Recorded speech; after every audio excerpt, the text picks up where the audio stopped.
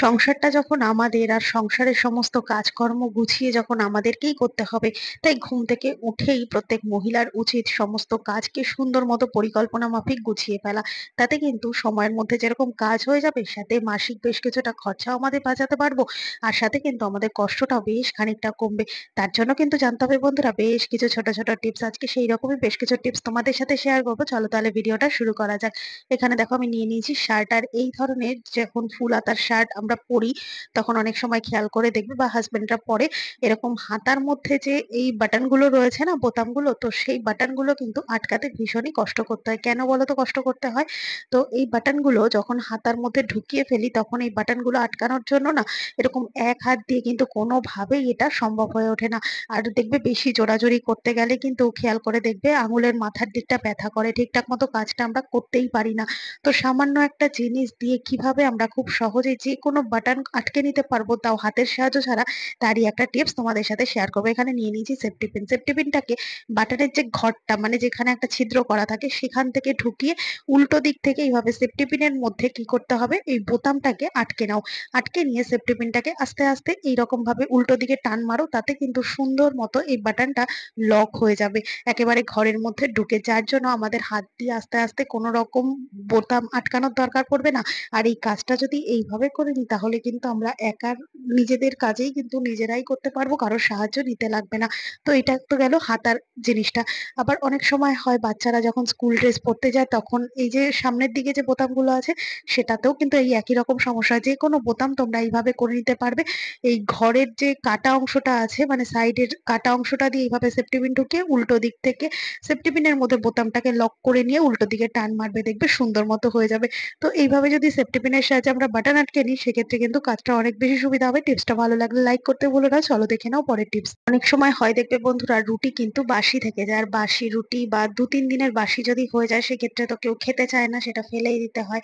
বা অনেক সময় দেখবে রুটি করার পর হয়তো নষ্ট হয়ে গেল কোনোভাবে, তো বা হয়তো বাইরের দিকে রাখলে পিঁপড়ে ধরে যায়। তো এই ধরনের ফেলে দেওয়া বেশ কিছু রুটি যদি আমরা রেখে দিই, তাহলে কিন্তু দারুণ কাজ হবে। এই রুটির এক টুকরো আমি একটুখানি ছিঁড়ে নিলাম। তো বেশি একটু নষ্ট করার দরকার নেই। একটুখানি সামান্য পরিমাণ রুটি ছিঁড়ে নিয়ে তার মধ্যে একটুখানি হোয়াইট কালার যে কোনো টুথপেস্ট তোমরা এইভাবে আটকে নাও।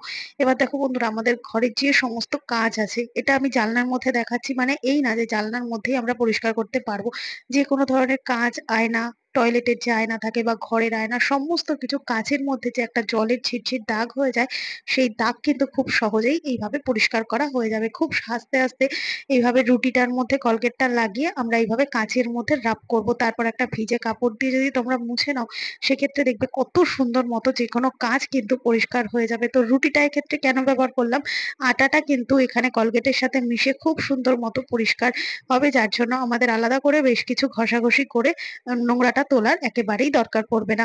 তো দারুণ টিপস, ভালো লাগলে অবশ্যই সব মহিলার সাথে শেয়ার করতে ভুলবে না। চলো দেখে নাও পরের টিপস। বন্ধুরা, যখন আমরা প্রেসার কুকারে রান্না করতে বসাই, এবার ধরো হঠাৎ করে খুব এমার্জেন্সি বা খুব তাড়াহুড়ো, যে প্রেসার কুকারের যে বাষ্পটা আমাদের বের করার একেবারেই সময় নেই, সেক্ষেত্রে কিন্তু এই প্রেসার কুকার রান্না করার সাথে সাথে ঢাকনাটা খুলে ফেলা আমাদের কাছে ভীষণই একটা কঠিন চ্যালেঞ্জ হয়ে দাঁড়ায়। তো এইভাবে কিন্তু কখনোই আমরা ঢাকনা থেকে বাষ্প বের করে তারপর আমরা এই ঢাকনাটাকে খোলার চেষ্টা করব না। তাতে ভেতরে থাকা ডাল তরকারি বা যে জলটা থাকবে, সেটা কিন্তু সিটি অবধি উঠে এসে যে কোনো মুহূর্তে দুর্ঘটনা ঘটতে পারে। তো এইভাবে যদি আমরা খুলতে চাই, সেক্ষেত্রে দেখবে ঢাকনা একেবারেই খোলে না। তো যেহেতু এর ভেতরে খুব খাবার গরম অবস্থায় রয়েছে, তাই এটা কিন্তু একটা প্রেসারে রয়েছে। তো কিভাবে আমরা খুব সহজে প্রেসার কুকারটা ঢাকনা খুলতে পারবো, তার জন্য এখানে একটা পাত্রের মধ্যে আমি নিয়ে নিয়েছি জল। আর এখানে তোমরা ফ্রিজের ঠান্ডা জল দিতে পারো। এবার পাত্রটার মধ্যে যে জল দিয়েছি না, এই জলের ওপর তোমরা কি করবে, প্রেসার কুকারটা বেশ খানিকটা সময়ের জন্য ভিজিয়ে রাখবে।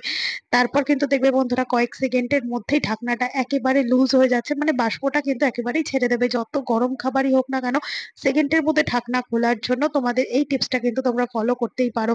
তো এইভাবে একেবারেই ঢাকনা থেকে সিটিটাকে তুলে তুলে তোমরা কখনোই কিন্তু ঢাকনাটা খুলবে না। আর আস্তে আস্তে নিচের যে জলটা, সেটা দেখবে গরম হয়ে গেছে। তার মানে কি বলতো, ফ্রিজের যে ঠান্ডা জলটা আমরা দিয়েছিলাম না, সেই জলটা খুব তাড়াতাড়ি কিন্তু প্রেসার কুকারটার বডিটা ঠান্ডা করে দিল, আর ভেতরের বাষ্পটাকে বের করে দিয়ে ঢাকনাটা খোলালো। সাথে কিন্তু এই যে থালার মধ্যে জল, এটা কিন্তু একেবারে গরম হয়ে গেল। তো এইভাবেই কিন্তু খুব সহজেই আমরা কাজগুলোকে সেরে নিতে পারবো। ভালো লাগলে লাইক করে দিও। দেখে নাও পরের টিপস। বন্ধুরা খেয়াল করে দেখবে, যখন আমরা নতুন কোনো প্যান্ট কিনে আনি, সেটা বড়দের হোক বা বাচ্চাদের, কোমরের যে এলাস্টিক থাকে না, ভীষণ পরিমাণে টাইট থাকে প্রথম যখন নতুন এলাস্টিকটা থাকে।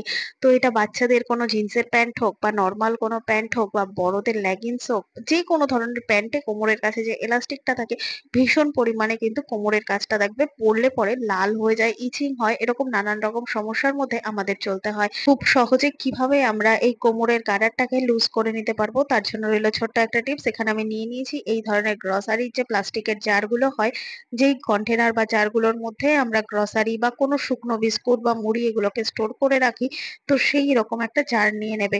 তো জারটার মধ্যে কি করবে, এরকম ভাবে প্যানটাকে পরিয়ে ওভারনাইট রেখে দেবে। যদি ওভারনাইট সম্ভব না হয়, অন্তত 1-2 ঘন্টা তো রাখতে হবে। রাখলে কিন্তু কি হবে, আস্তে আস্তে এই গার্ডারটা লুজ হয়ে যাবে। তবে এমন কিছু লুজ হবে না যেটা কিনা কোমর থেকে পড়ে যাবে, তো অতটাও লুজ হবে না, কিন্তু রাবারের যে একটা টাইট ভাব ছিল কোমরের, তো সেই টাইট ভাবটা কিন্তু কেটে যাবে। তো এইভাবে যদি আমরা ওভারনাইট রেখে দিতে পারি, তারপর যদি জলে আমরা বেশ খানিকটা সময়ের জন্য ভিজিয়ে রেখে ধুয়ে দিই, তাহলে দেখবে বন্ধুরা এই কোমরের রাবারটা কিন্তু বেশ খানিকটা লুজ হয়ে যাবে। আর যার জন্য আমাদের কোমরে যে ইচিং হতো বা রেডনেস হয়ে যেত, একেবারেই হবে না। খুব কমফোর্ট ভাবে কিন্তু আমরা এই ধরনের নতুন কিনে আনা প্যান্ট গুলো পরতে পারবো বা বাচ্চাদেরও পরাতে পারবো। আশা করছি ছোট্ট টিপসটা ভালো লাগবে, সবার সাথে শেয়ার করতে ভুলবে না। চলো দেখে নাও পরের টিপস। বাচ্চাদের যদি স্কুলের কোনো প্রজেক্টের কাজ দেয় বা আমরা ঘরোয়া ভাবে কোনো কাজকর্ম করি, সেক্ষেত্রে কিন্তু দেখা যায় কাগজ কেটে বা কোনো কিছু বানাতে টানাতে গেলে এরকম আঠার দরকার পড়ে। তো এই আঠার ব্যবহার যদি আমাদের করতে হয়, সেক্ষেত্রে খেয়াল করে দেখবে বন্ধুরা, হাতে পায়ের মধ্যে যদি কোনো রকম ভাবে আঠা লেগে যায়, সেক্ষেত্রে এই আঠার দাগ, মানে যে আঠালো ভাব, সেটা কিন্তু ছাড়ানো ভীষণই কষ্টের একটা ব্যাপার হয়ে দাঁড়ায়। কেন বলো তো বন্ধুরা, এই আঠার যে আঠা আঠা ভাবটা, সেটা হাতের মধ্যে এমন ভাবেই চিপচিপে হয়ে যায় যে আমরা কোনো হ্যান্ড ওয়াশ দিয়ে বা প্লেন জল দিয়ে ধুলেও কিন্তু এই আঠালো ভাবটা উঠতে চায় না। বাচ্চাদের মধ্যে হলে তো এটা একটা ইরিটেশন লেগে যায়, বিরক্তি ভাব চলে আসে বাচ্চাদের। তো কি করব, কোনো রকম জল ছাড়াই সুন্দর মতো আঠাটাকে তুলে ফেলতে পারবো একটুখানি লবণ দিয়ে। এখানে আমি নিয়ে নিয়েছি খাবার লবণ। প্রত্যেকদিন রান্নায় যে লবণ নিই, ব্যবহার করি, সেই লবণই একটুখানি নিতে হবে, খুব সামান্য পরিমাণ লবণ। একটুখানি আঠা লেগে যাওয়া জায়গাটা এভাবে দিয়ে হালকা হালকা করে এভাবে রাব করো। এই লবণের মধ্যে যে দানা দানা ব্যাপারটা আছে, এই দানা দানা ব্যাপারটাই কিন্তু খুব সুন্দর মতো স্ক্রাবিং এর কাজ করবে, যার জন্য আমাদের হাতে বা কোথাও যদি আঠা লেগে থাকে, সেই আঠালো ভাবটা কিন্তু সহজেই ছেড়ে দেবে।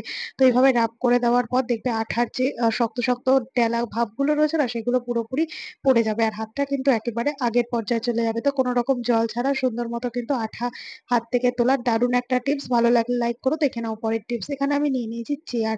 আর বন্ধুরা, এই ধরনের চেয়ার যখন আমরা দেয়ালের সাথে লাগিয়ে রাখি, দেখবে বন্ধুরা দেয়ালের কিন্তু রংটা আস্তে আস্তে চটে যায়।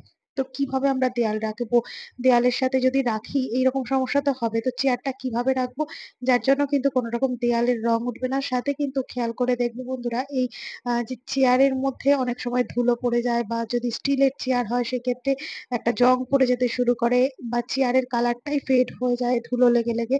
তো এর জন্য কিন্তু আমি নিয়ে নিয়েছি পিলো কভার। এই ধরনের ভালো যে পিলো কভার গুলো হয়তো দেখা যাচ্ছে কোথাও ছিঁড়ে গেছে, অথচ বন্ধুরা দেখবে কালারটা ভালো রয়েছে, সেক্ষেত্রে কিন্তু বাতিল করে দেবে না। এখানে কিন্তু পিলো কভার দুটো আমার বেশ খানিকটা করে ছিঁড়ে গেছিল। তো কি করব, তো দেখতেও ভালো লাগবে, গেট আপটাও সুন্দর লাগবে, সাথে কিন্তু কোনো রকম ধুলো ময়লাও পড়বে না। আর দেয়ালের যে রং উঠে যাওয়ার ব্যাপারটা, সেটাও কিন্তু হবে না। তার জন্য এখানে আমি পিলো কভারটা প্রথমে হেলান দেওয়ার জায়গাটা পরিয়ে দিলাম, আর একটা পিলো কভার এভাবে সিটের মধ্যে পেতে দেবো। তো এইভাবে পেতে দিলে অনেক সময় দেখা যায় যে খুলে পড়ে যায়। তো সেক্ষেত্রে তোমরা সেফটি পিন দিয়ে অ্যাটাচ করে নিতে পারো দুটো পিলো কভারকে একসাথে, সেক্ষেত্রে কিন্তু খুলে পড়ে যাবে না। এবার দেখো বন্ধুরা, কত সুন্দর লাগছে না দেখতে। তো এইরকম একটা চেয়ার দেখো, যেটাকে কিনা কাভার মতো পরিয়ে দিয়েছি, যার জন্য দেয়ালের মধ্যে চেয়ারটাকে রেখে দিলে কোনো রকম দেয়ালের রং উঠবে না। সাথে এই চেয়ারটাকে দেখো, দেখতে যেরকম ওই চেয়ারটা ভালো লাগছে, সাথে কিন্তু চেয়ারটা প্রোটেক্টও থাকছে, ধুলো ময়লাও পড়ছে না, চেয়ারটা অনেকদিন পর্যন্ত টেকসই হবে, সাথে দেয়ালটাও বাঁচবে। তো এইভাবে যদি পুরোনো পিলো কভারকে আমরা ব্যবহার করতে পারি, সেক্ষেত্রে আমাদের বেশ খানিকটা সুবিধাই হবে। টিপসটা ভালো লাগলে বন্ধুরা অবশ্যই একটা লাইক করে আমার পাশে থাকবে। দেখে নাও পরের টিপস। এখানে দেখো আমি নিয়ে নিয়েছি কাঁচা লঙ্কা। আর বর্ষাকালে যে কোনো সবজিতে যদি একটু বৃষ্টির জল পড়ে না, তাহলে দেখবে বন্ধুরা সবজিগুলো কিন্তু একেবারেই স্টোর করে রাখা সম্ভব হয় না। ঠিক সেরকম কাঁচা লঙ্কার এখন যা দাম, অল্প একটু কাঁচা লঙ্কা এনে যদি আমাদের এভাবে নষ্ট হয়ে যেতে হয়, তাহলে কিন্তু এর থেকে বেশি কষ্টের আর কিছুই থাকে না। তাই বেশ খানিকটা সুন্দরভাবে যদি স্টোর করে রাখা যায় তাহলে কাঁচা লঙ্কা অনেকদিন পর্যন্ত ভালো থাকবে। তো এখানে আমি বেশ খানিকটা কাঁচা লঙ্কা নিয়েছি, ভালো করে শুকনো করে গায়ের জলটাকে মুছে নিয়েছি। এবার একটা এয়ারটাইট কন্টেনার নিয়ে নিলাম কাঁচা লঙ্কাগুলোকে স্টোর করে রাখবো বলে। তবে পরিমাণের তুলনায় একটু বেশি পরিমাণ, একটু বড় কন্টেনারটা নেবে। তো এই শুকনো করে মুছে রাখা কাঁচা লঙ্কাগুলোকে এর মধ্যে দিয়ে এবার কি করব, এখানে নিয়ে নিয়েছি তুলো। আর তুলোর বল বেশ খানিকটা আমি বানিয়ে নেবো। ছোট ছোট যদি ঘরে তুলোর বল থাকে মেকআপের জন্য, যে তুলোর বলগুলো হয় না, সেগুলোও তোমরা ব্যবহার করতে পারো। না হলে একটুখানি তুলো নিয়ে এরকম ছোট ছোট বল আকারে তৈরি করে এই কাঁচা লঙ্কার পাত্রটার মধ্যে রেখে দেবে। তাতে কি হবে, যদি কাঁচা লঙ্কা ভিজেও যায় বা নষ্ট হয়ে যায় বা জল জল ভাব হয়ে যায়, তুলোটা কিন্তু সম্পূর্ণ জলীয় ভাবটাকে অ্যাবসর্ব করে নেবে। তুলোটা ভিজে যাবে অথচ কাঁচা লঙ্কাগুলোকে ফ্রেশ রাখতে সাহায্য করবে। তো এইভাবে যদি আমরা এয়ার টাইট করে ফ্রিজের মধ্যে স্টোর করে রাখতে পারি, সেক্ষেত্রে 2 থেকে 3 মাস পর্যন্ত লঙ্কা আমরা স্টোর করে রাখতে পারবো, ভালো থাকবে। ছোট্ট টিপসটা ভালো লাগলে অবশ্যই বন্ধুরা লাইক করে দেবে। দেখে নাও পরের টিপস। বন্ধুরা, আমাদের প্রত্যেকের বাড়িতে এমন বেশ কিছু পুরনো টাওয়াল রয়েছে, যে টাওয়ালগুলো কিন্তু হয়তো নষ্ট হয়ে গেছে, ছিঁড়ে গেছে, কালার ফেড হয়ে গেছে, বা টাওয়ালের যে সুতোগুলো নরম থাকে সেগুলো নষ্ট হয়ে গেছে, যেই কারণে কিন্তু সেই সমস্ত টাওয়ালগুলো আমরা পুরোপুরি ফেলে দিয়েছি। তো ফেলে না দিয়ে ছোট ছোট বেশ কিছু ঘর সংসারের কাজে যদি লাগানো যেতে পারে, সেক্ষেত্রে বেশ খানিকটা সুবিধা হয়। দেখতে পাচ্ছ এখানে বেশ কতগুলো টাওয়াল নিয়েছি, আর প্রত্যেকটা কিন্তু নষ্ট হয়ে গেছে। তো এখানে আমি কি করব, প্রথম যে টিপসটা তোমাদের সাথে শেয়ার করব পুরোনো টাওয়াল দিয়ে, তার জন্য নিয়ে নিতে হবে এরকম একটা টাওয়াল। তো এই টাওয়েলটা ভালো আছে, সাইড থেকে বেশ খানিকটা ছিঁড়ে গেছে, কিন্তু কালার ফালার গুলো সমস্ত ঠিক আছে। আর নিয়ে নিয়েছি এরকম একটা পলিথিন ব্যাগ। তো এই ধরনের যে আমাদের শপিং করলে বা জামা কাপড় কিনলে ব্যাগ গুলো দেয় না, সেই প্লাস্টিক ব্যাগ গুলো এরকম সমান করে ছোট করে ভাঁজ করে নেবে ডবল পার্টে। এরপর এখানে আমি যে টাওয়েলটা নিয়েছি ভাঁজ করে নিলাম। তো কোনো রকম সেলাই ছাড়া সুন্দর মতো কিন্তু আমরা এমার্জেন্সি পারপাস আমরা আহ, সুন্দর মতো এই জিনিসটা তৈরি করে নিতে পারবো। মধ্যেখানে এই পলিথিন প্যাকেটটাকে দিয়ে তারপর 4 সাইড দিয়ে এরকম ভাবে কাপড়টাকে ভাঁজ করে দিলাম। এবার দেখো বন্ধুরা, সুন্দর কিন্তু একটা ডোরম্যাট তৈরি হয়েছে, যার মধ্যে পা মুছলে পরে কোনো রকম সরে নড়ে যাবে না, আর সাথে কিন্তু পায়ের জলটাও সোপ হবে, যেহেতু পলিথিন দেওয়া রয়েছে, আর টাওয়েলটাও কিন্তু ভিজে থাকবে না। তো এইরকম ভাবে যদি আমরা সেলাই বা কাটিং ছাড়া সুন্দর মতো একটা ডোরম্যাট আমরা বানিয়ে নিতে পারি, সেক্ষেত্রে দেখতেও ভালো লাগবে আর কাজেরও হবে। অনেক সময় হয় ডোরম্যাট আমাদের ঘরে যদি একটাই থাকে, একের বেশি যদি না থাকে, সেক্ষেত্রে হয়তো দেখা গেল কাচতে দিলাম, অন্তত 2 থেকে 3 দিন তো লাগে এগুলো শোকাতে, যদি কড়া রোদ না ওঠে। সেক্ষেত্রে এরকম একটা এমার্জেন্সি পারপাস যদি ডোরম্যাট আমরা বানিয়ে নিই, সেক্ষেত্রে কিন্তু পা মোছার কাজটা ভীষণই সুন্দর হবে। তো আরো একটি আইডিয়া দেখে নাও, এখানে আমি নিয়ে নিয়েছি এরকম কিচেন টাওয়াল। আর এই ধরনের যে কিচেন টাওয়াল গুলো হয়, অনেক সময় হয় রং উঠে গেছে বা হয়তো এক্সট্রা রয়েছে, সেক্ষেত্রে কিন্তু এই কাজটা করে নিতে পারো। নিয়ে নেবে এরকম একটা হ্যাঙ্গার, আর এইরকম ভাবে কিচেন টাওয়ালটাকে ওপর দিক থেকে একটা ছোট্ট পার্টে ভাঁজ করে নিয়ে হ্যাঙ্গারটা মধ্যেখানে দিয়ে ক্লথ ক্লিপ দিয়ে সুন্দর করে টাইট করে আটকে নেবে। আর এরপর এবার ওপর থেকে এরকম ভাবে ছোট্ট একটা ফোল্ড করে দেবে, এই নিচের পার্টটাকে তুলে নিয়ে এরপর সাইড থেকে কি করবে, সেফটি পিন দিয়ে দাও 2-4টে। তো এখানে আমি দেখানোর জন্য অল্পই সেফটি পিন দিয়েছি, একটা একটা করে সেফটি পিন দিয়ে জাস্ট তোমাদের থেকে দেখাচ্ছি। তো এরকম ভাবে কিন্তু বেশ কতগুলো, একটা সাইডে যদি 3-4টে করে সেফটি পিন দিয়ে নাও, সেক্ষেত্রে কিন্তু আর সেলাই বা কাটিং কোনো কিছুই দরকার পড়বে না। তো দুটো সাইডের এই পকেটটাকে এরকম ভাবে ভাঁজ করে দিয়ে আমি সেফটি পিন আটকে নিচ্ছি, যাতে সুন্দর মতো একটা পকেট তৈরি হয় আর কোনো রকম ভাবে না খুলে যায়। তো দেখো বন্ধুরা, এই জিনিসটা আমাদের রান্নাঘরে বলো, ঘরে বলো, যে কোনো হুকের মধ্যে যদি রেখে দিতে পারি, সেক্ষেত্রে দারুণ একটা কাজ হবে। তো কি কাজ হবে, রান্নাঘরে যদি রাখি, যেহেতু এটা কিচেন টাওয়েল আমি ঘরে নিয়ে দেখাচ্ছি, তোমরা এই একই কাজটা কিন্তু রান্নাঘরে রেখেও করতে পারবে।